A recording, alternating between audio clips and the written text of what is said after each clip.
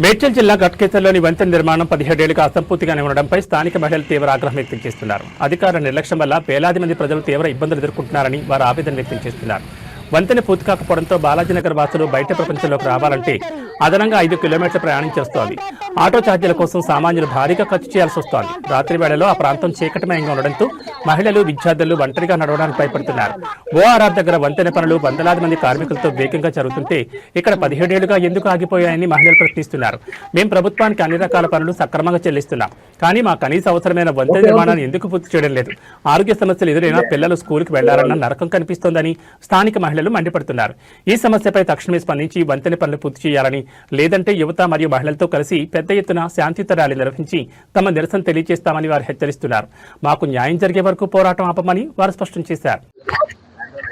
Driver auto నడుపుకునే టోళ్ళైనా ఎవరైనా రావాలన్నా చేయాలన్నా ఈ గేట్ ఇతలు రావాలంటే 3 కిలోమీటర్లు రానికి 3 కిలోమీటర్లు పోనీకి ఉంది కాబట్టి 200, 300 ఛార్జ్ అడుగుతారు. మాకు 10 నిమిషాలు గేట్ దాటి అవతల పోవడానికి 5-10 నిమిషాలతో చుట్టూ తిరిగి పోవడానికి ఇంతసేపు టైం పడుతుందని మాకు కూడా మనీ ఖర్చు పోవడానికి రావడానికి ఇబ్బంది అవుతుంది. గేట్ బంద్ చేయడం వల్ల మాకు చాలా ప్రాబ్లమ్స్ ఫేస్ చేస్తున్నాము. మొన్న ఒక బాబుకు చాలా సీరియస్ ఉంటే తీసుకుపోవడానికి 2 గంటలు పట్టింది మాకు గేట్ అవతల దాటడానికి. అటాక్ వచ్చిన వాళ్ళ ప్రాబ్లమ్స్ కూడా గుర్తు పెట్టుకొని హాస్పిటల్ తీసుకుపోవాలంటే మేము ఎంత బాధపడ్డాము. మాకు గేటు తొందరగా మాకు బ్రిడ్జ్ నిర్మాణం కావాలని కోరుకుంటున్నాము. మేమందరము ఇక్కడ బాలాజీ నగర్ లో ఉంటాము. మేము బ్రిడ్జ్ కన్స్ట్రక్షన్ తోటి చాలా ప్రాబ్లమ్స్ ఫేస్ చేస్తున్నాము.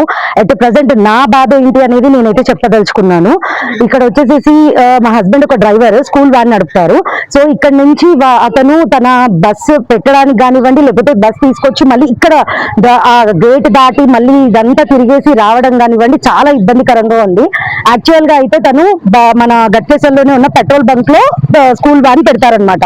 సో ఇక్కడ నుంచి మేము మామూలుగా వెళ్ళిపోతే మాది 1 కిలోమీటర్ మాత్రమే ఉంటుంది వెళ్ళడానికి. కానీ ఇక్కడ బ్రిడ్జ్ రాకపోవడం వల్ల, ఇక్కడ మన ఉన్న రైల్వే ట్రాక్ కూడా క్లోజ్ చేయడం వల్ల ఏమైందనంటే ఇక్కడ నుంచి 3 కిలోమీటర్స్ మొత్తం చుట్టూ తిరిగి వెళ్లాల్సి వస్తుంది. మళ్ళీ 2 కిలోమీటర్స్ మొత్తం చుట్టూ తిరిగి రావాల్సి వస్తుంది. మార్నింగ్ 6 o'clock వెళ్ళిన తను మళ్ళీ నైట్ 6:30కి వస్తాడనమాట. సో దీని వల్ల ఏమవుతుందంటే మాకు పెట్రోల్ ఖర్చే, మాది మధ్య తరగతి కుటుంబము. సో మాకు ఉన్న ఖర్చులలో ఇదొక అనవసరమైన ఖర్చు. ఇదంతా కూడా మేము చాలా ప్రాబ్లమేటిక్ గా ఫీల్ అవుతున్నాము. నాట్ ఓన్లీ దిస్, ఇది ఒక్కటనే కాదు, మా పిల్లలు స్కూల్కి వెళ్ళాలన్నా, లేదా మేము జాబ్లకు వెళ్ళాలనుకున్నా, లేకపోతే ఇక్కడ నుంచి మేము ఒకవేళ హాస్పిటల్కి వెళ్ళాలనుకున్నా, ఇటు సైడ్ ఎటువంటి మల్టీ స్పెషాలిటీ హాస్పిటల్స్ కానివ్వండి, ఏది కానివ్వండి, ఒక్కటి కూడా ఇటు సైడ్ లేదు. మేము ఒకవేళ హాస్పిటల్కి వెళ్ళాలి, ఇప్పుడు సపోజ్ మాకు ఏదైనా అర్జెంట్ అవసరం వచ్చింది, ఏదైనా కడుపు నొప్పి వచ్చింది, లేదా బీపీలో అయ్యి కింద పడిపోయాము, సో మేము ట్రీట్మెంట్ తీసుకోవాలని అన్నా కానీ మొత్తం 3 కిలోమీటర్స్ మొత్తం చుట్టూ తిరిగి అక్కడ ఎక్కడో ఉన్న మల్టీ స్పెషాలిటీ హాస్పిటల్స్ కి మేము వెళ్లాల్సి వస్తుంది. మామూలుగా అయితే బ్రిడ్జ్ ముందల్ని మాకు ఒక చిన్న హాస్పిటల్, మన కల్కి మల్టీ స్పెషాలిటీ అని ఉండేదన్నమాట. ఈ బ్రిడ్జ్ కన్స్ట్రక్షన్ కోసం దాన్ని కూడా కూల్చేశారు.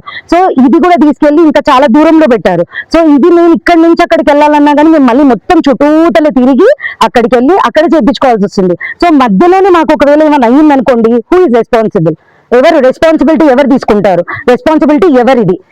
మాకు కావాల్సింది బ్రిడ్జ్. తొందరగా మీరు ఒకవేళ అది చేస్తే మేము కొంచెం ప్రశాంతంగా ఊపిరి పీల్చుకోవడానికి ఉంటుంది. మాకు చాలా ప్రాబ్లం జరుగుతుంది. మరి మా ఇంట్లో మా కొడుకు బాగలేకపోతే పోవాలంటే 3 గంటల సేపు అయింది గవర్నమెంట్ హాస్పిటల్ పోవాలంటే. మరి ఇట్లా అసలు ప్రాబ్లంలు వస్తే మరి ఎట్లా తట్టుకోగలుగుతాము? ఈ బ్రిడ్జి ఇక్కడ గేట్ బంద్ చేసారు, అక్కడ బ్రిడ్జి ఓపెన్ అయితలేదు. మరి బ్రిడ్జికి ఇంతమంది వచ్చిన వాళ్ళు ఎవరు పూర్తి చేస్తలేరు. మరి దాని వల్ల ఎంత ప్రాబ్లం వస్తుంది మాకు. తొందరగా కావాలి. ఇక్కడ పాత బ్రిడ్జ్ విడిచిపెట్టి కొత్త బ్రిడ్జ్లు స్టార్ట్ చేసి అక్కడ చేస్తుర్రు. మరి ఆ చేసే మనిషి ఆయన ఎంత తెలియకల్లా అయినో. మరి ఇది జనాలు ఉన్నారు, జనాలు తిరుగుతుర్రు, మరి ఇలా ప్రాబ్లం ఉంది అనేసి కొంచెమన్నా ఆలోచన చేయాలి కదా. ఏ పెద్ద మనిషి వచ్చి నిలబడుతున్నాం చేస్తున్నాం అంటారు, ఎవరు చేస్తలేరు. మరి ఇది ఎన్ని రోజులు ముగింపు తోటి ఉంటది? ఇంకేం చెప్పాలి? మేమందరము ఇక్కడ బాలాజీ నగర్ లో ఉంటాము. మేము బ్రిడ్జ్ కన్స్ట్రక్షన్ తోటి చాలా ప్రాబ్లమ్స్ ఫేస్ చేస్తున్నాము. అట్ ప్రెసెంట్ నా బాధ ఏంటి అనేది నేనైతే చెప్పదలుచుకున్నాను. ఇక్కడ వచ్చేసేసి మా హస్బెండ్ ఒక డ్రైవర్, స్కూల్ వ్యాన్ నడుపుతారు.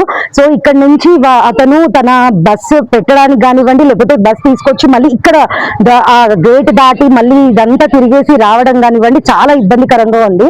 యాక్చువల్ గా అయితే తను మన గట్కేసర్లోనే ఉన్న పెట్రోల్ బంక్ లో స్కూల్ వ్యాన్ పెడతారనమాట.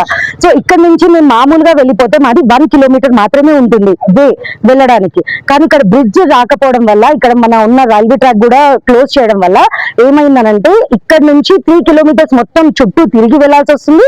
మళ్ళీ 2 కిలోమీటర్స్ మొత్తం చుట్టూ తిరిగి రావాల్సి వస్తుంది. మార్నింగ్ 6 o'clock వెళ్ళిన తను మళ్ళీ నైట్ 6:30కి వస్తాడనమాట.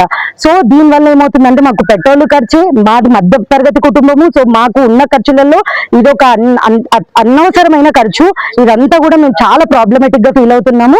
నాట్ ఓన్లీ దిస్, ఇది ఒక్కటనే కాదు, మా పిల్లలు స్కూల్కి వెళ్ళాలన్నా, లేదా మేము జాబ్లకు వెళ్ళాలనుకున్నా, లేకపోతే ఇక్కడ నుంచి మేము ఒకవేళ హాస్పిటల్ కి వెళ్ళాలనుకున్నా, ఇటు సైడ్ ఎటువంటి మల్టీ స్పెషాలిటీ హాస్పిటల్స్ కానివ్వండి, ఏది కానివ్వండి, ఒక్కటి కూడా ఇటు సైడ్ లేదు.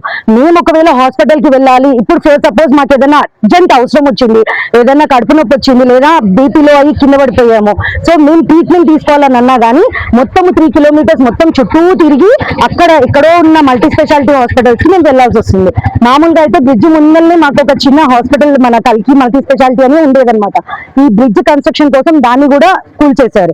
సో ఇది కూడా తీసుకెళ్లి ఇంకా చాలా దూరంలో పెట్టారు. సో ఇది మేము ఇక్కడ నుంచి అక్కడికి వెళ్ళాలన్నా కానీ మేము మళ్ళీ మొత్తం చుట్టూతల తిరిగి అక్కడికి వెళ్ళి అక్కడ చేయించుకోవాల్సి వస్తుంది. సో మధ్యలోనే మాకు ఒకవేళ ఏమైనా అయ్యిందనుకోండి, హూ ఇస్ రెస్పాన్సిబుల్? ఎవరు రెస్పాన్సిబిలిటీ, ఎవరు తీసుకుంటారు రెస్పాన్సిబిలిటీ? ఎవరిది? మాకు కావాల్సింది బ్రిడ్జ్. తొందరగా మీరు ఒకవేళ అది చేస్తే మేము కొంచెం ప్రశాంతంగా ఊపిరి పీల్చుకోవడానికి ఉంటుంది మాకు.